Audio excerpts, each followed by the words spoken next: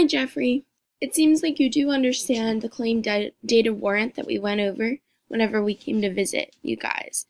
Your claim is very strong. You talk about the point of view and what makes the point of view so important. You also begin to give examples. The only thing that I would do for the data part is give maybe some specific examples, pull some quotes, something that'll make you, the reader, understand why she used first person. The only other thing I have to add here is maybe you should try to come up with a better warrant.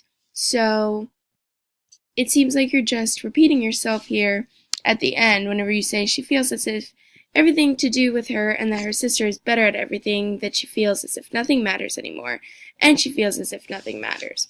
So I would get rid of this last part over here, and she feels as if nothing matters, just because it seems like you're repeating yourself a little bit. But yeah, so the warrant part is just coming up with a rationale, which a rationale means a reason of why the author used first person. So maybe just come up with a sentence that pulls everything together at the end and analyzes the piece and why she used first person. Other than that, you did really good. Good job.